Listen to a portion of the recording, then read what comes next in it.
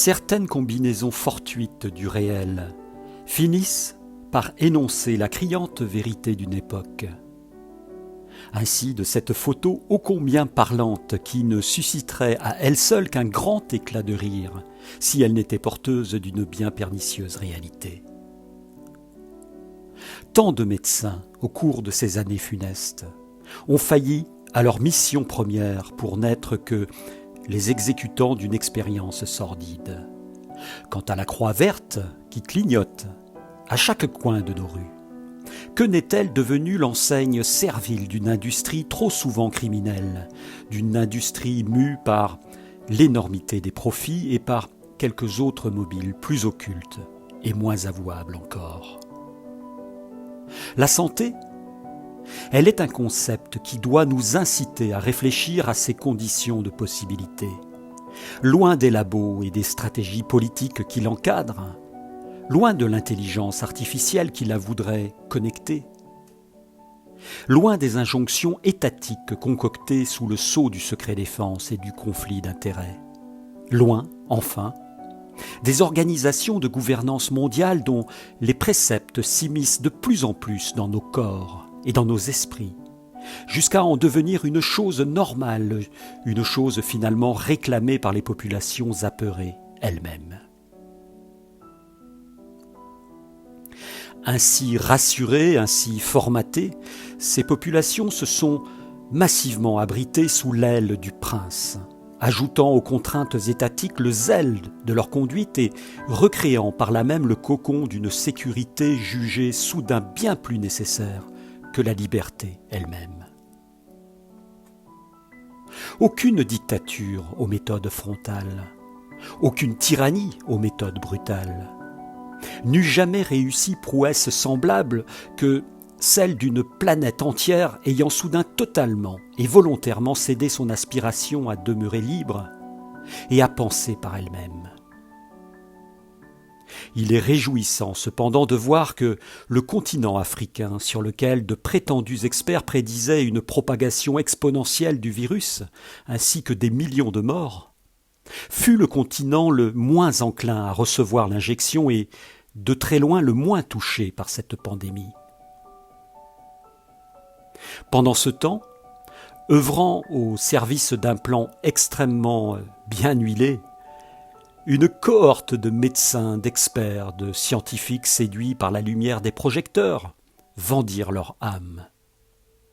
Jusque sur les plateaux télé, ils souillèrent leurs blouses blanches, pour quelque gloire éphémère, sous les lambris du pouvoir ou pour quelques juteux avantages d'une industrie bien plus attractive que le désuet serment d'Hippocrate. La santé, pourtant, concept ô combien détourné, ne séjourne pas en toutes ses manigances, pas plus qu'en toutes ces obligations qui imposent à nos corps, à nos organes, à nos cellules, à nos systèmes immunitaires, hormonaux, endocriniens, d'être le théâtre d'opérations incessantes, d'être le siège permanent de substances ayant bien d'autres buts que la visée prétendument thérapeutique que d'aucuns leur prêtent. Peu d'êtres humains ont vu l'incroyable ingénierie sociale dont ils étaient les sujets d'expérience, lesquels, tels des cobayes parfaitement intégrés à la manière de Milgram, fustigèrent avec mépris et véhémence la complotiste engeance qui osait une pensée divergente. Il fut soudain admis et normal de priver certains de ceux-là des pères, des mères, de leur travail, de leur salaire, de leur statut social, de ce que, les mêmes, appelaient pourtant en d'autres cas des droits élémentaires de l'être humain. Suivant le narratif d'une sphère médiatique unanime, comme elle sait l'être en dictature, soutenue qui plus est par l'avis autorisé de notre chef de l'État qui désigna les non-injectés comme n'étant plus des citoyens, cette population alimenta sans s'en rendre compte un égrégore d'une puissance redoutable dont elle ne fut pourtant que le jouet. L'affirmation des valeurs ne fut jamais aussi tonitruante ni, paradoxalement, les mots autant détournés de leur sens. Il n'y eut soudain plus qu'un ennemi à abattre, le complotiste, l'empêcheur de prendre soin de soi et des autres, l'égoïste qui pouvait encore se regarder dans la glace tout en prenant délibérément le risque de tuer mamie. L'émotionnel fut le papier coloré qui enroba savamment le bonbon bien amer. Chaque email, dans le cadre de nos entreprises, pouvait bien se terminer par un emphatique « prenez soin de vous ». La réalité, l'énergie, la vibration étaient tout autres. Dans la réclusion de nos EHPAD, sur fond d'interdiction pour nos médecins de prescrire si ce ne fut pour sédation, nombre de nos anciens quittèrent ce monde dans une solitude absolue, normale et nécessaire. Et pourtant, à toute chose malheur est bon, nous dit l'adage. Et en effet, combien d'yeux se sont ouverts à l'occasion de cette pièce de théâtre qui eut pour scène rien moins que la planète entière. Combien de consciences ébranlées par l'absurdité et par l'interdit qui pesa sur tout questionnement libre, s'ouvrir soudain à des espaces de conscience inédits qui, à mesure que la pression s'exerça, les relièrent à quelque chose de bien plus grand, à quelque chose d'inaliénable, à l'origine de notre être. L'ombre, paradoxalement, servit la lumière. Mais alors, qu'est-ce que la santé, me direz-vous ? Plus que jamais, la question se pose. Le nombre de cancers des moins de 50 ans n'a jamais été aussi élevé.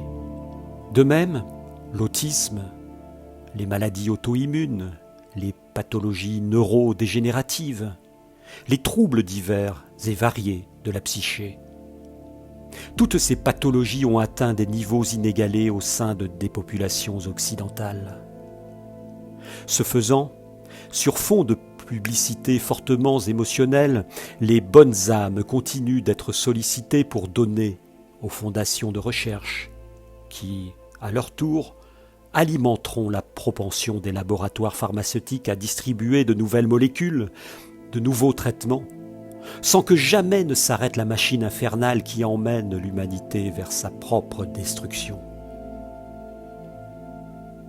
La santé, elle n'est certes pas cette folie dans laquelle notre économie, nos politiques et nos médias s'évertuent à la cantonner, aidés qu'ils sont en cela par des fact-checkers aux aguets œuvrant pour les ministères de la vérité avec une sollicitude toute orwellienne. Comment les journalistes, mais aussi les professeurs de nos écoles, collèges et lycées, si prompts à se positionner en férus défenseurs de l'esprit critique, ont-ils été les relais zélés d'une politique tout en vantant ou en enseignant ce qu'ils nomment l'esprit des Lumières ? Le discours de la servitude volontaire d'un Étienne de la Boétie avait-il donc cessé de résonner à leurs oreilles quand l'exacte réplique de ce dont il y est question se déroulait sous leurs yeux dans la réalité la plus crue ? Massivement, ils furent les courroies de transmission de ce système de santé qui portait à son summum l'inversion du sens des mots. La santé n'est originellement pas un état d'être que l'on acquiert par la médication, par la vaccination, par la complémentation, par la micronutrition, par les anxiolytiques, par les antalgiques, par toute substance ou molécule visant à compenser ce que nos modes de vie ont endommagé, fragilisé, rendu si pauvres et vulnérables. Cela pourtant est ce qui prévaut.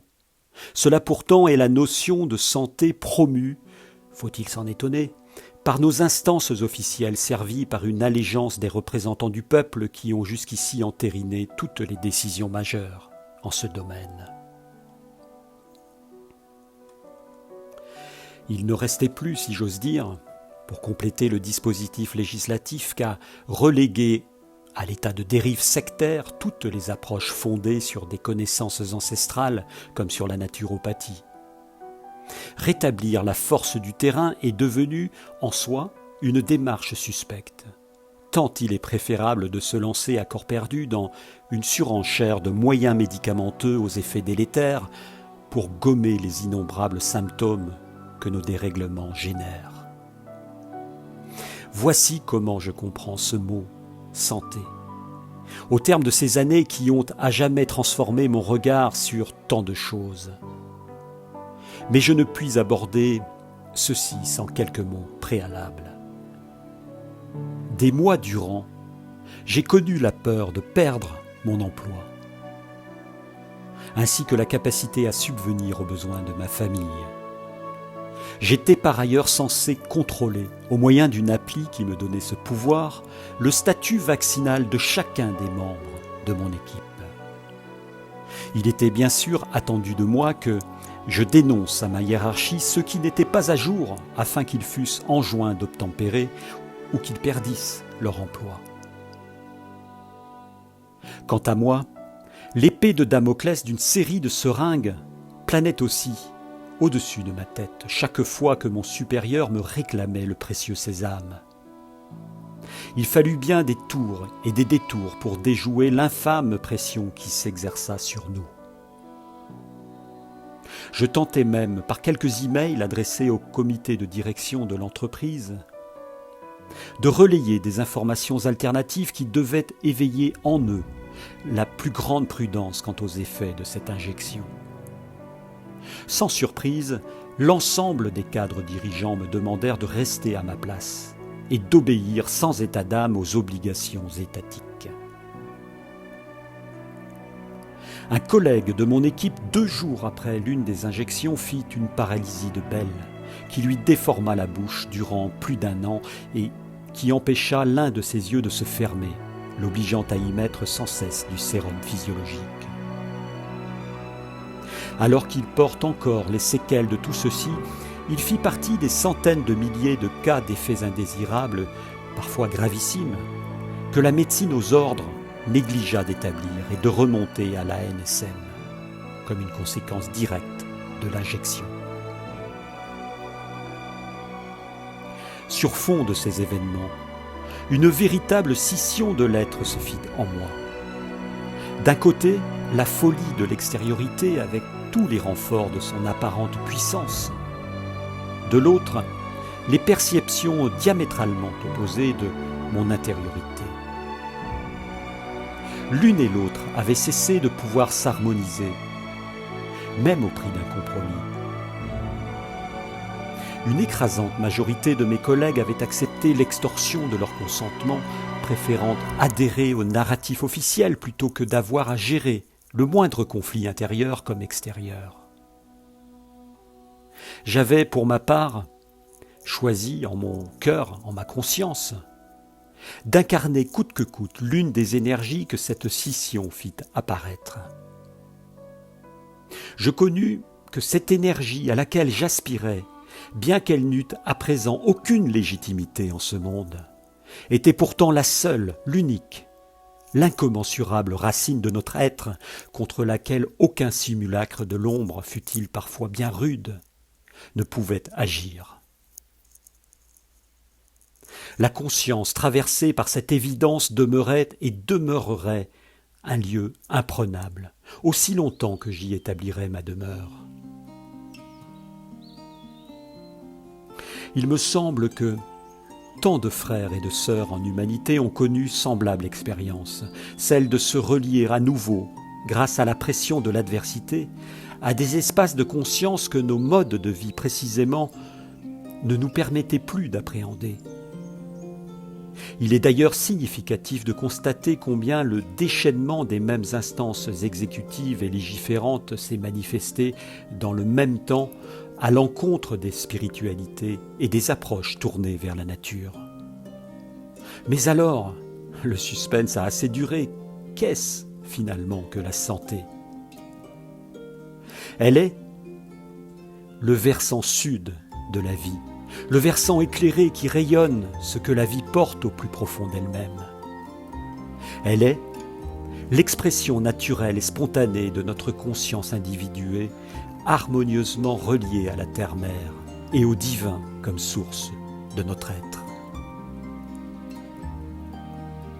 Couper ce lien, c'est ne plus se souvenir de qui nous sommes. C'est bien souvent s'écarter de la voie qui nous tient à l'abri des maladies. C'est finalement aliéner les conditions de notre santé à la toute-puissance des laboratoires pharmaceutiques et des politiques délétères qui font de nous des sujets d'obéissance, de contrôle, de captation de notre souveraineté, de notre liberté, au profit de ceux à qui nous l'offrons. Ainsi, sommes-nous complices d'une certaine manière de leurs crimes, consentant à abdiquer notre liberté? Leur puissance ne s'établit que par l'offrande de notre faiblesse. Ce que nous renonçons à vivre, notre santé, notre liberté, notre aspiration à être, d'autres savent quoi en faire, car cette énergie primordiale de vie que nous renonçons à incarner, à exprimer, n'est pas perdue pour tout le monde. Cessons d'incriminer les instances mondialisées qui seraient responsables de tous nos maux, sans voir que, à la manière des vases communicants, leur prétendue puissance et malfaisance ne sont que le transfert de notre propre abdication à être. Alors oui, brisons l'enchaînement fatal de ces 3 panneaux directionnels de la photo. La santé n'est ni une prison, ni un parcours obligé balisé par d'autres que nous-mêmes. La santé est la vie. Elle résulte des énergies de conscience issues directement de la conscience universelle créatrice que nous nommons Dieu. Et parlant de notre Créateur, n'y voyez pas le patriarche anthropomorphe qui juge, qui condamne et qui récompense. N'y voyez pas le Dieu de l'Ancien Testament, jaloux et colérique, qui se nourrit de massacres et de sacrifices dans le sang des individus et des peuples qu'il soumet, comme de ceux qu'il choisit. Voyez-y, tout au contraire, la source de vie et d'amour inconditionnel qui sous-tend et irrigue à chaque instant toute existence individuée. Le seul jugement en lequel se trouvent aussi nos maladies n'est pas celui d'un tel Dieu grossièrement vulgarisé par nos religions. Le seul jugement est celui que, magnétiquement, nous attirons à nous par la teneur correspondante de nos énergies de conscience. Là est le secret, là est la vérité oubliée. Nous avons cessé de ressentir intuitivement les pensées qui sont nourrissantes pour notre esprit. De même, nous avons cessé de ressentir intimement ce qui est juste et bon pour notre corps, laissant à d'autres le soin d'en décider. Durant ces années de propagande et de programmes incitant à la peur et consécutivement à la solution proposée, voire imposée, nous n'avons pas ou si peu entendu parler de ce qui renforce et équilibre notre parcours d'incarnation, à commencer par le bien manger, bien respirer, se mouvoir, ressentir notre lien originel avec la nature, délester notre mental des sollicitations incessantes qui empêchent notre conscience de s'apaiser, de se ressourcer, de se connaître. Voilà pourtant, résumé en quelques mots simples, les conditions de possibilité de la santé qui finalement n'est rien d'autre que le rayonnement naturel de notre être.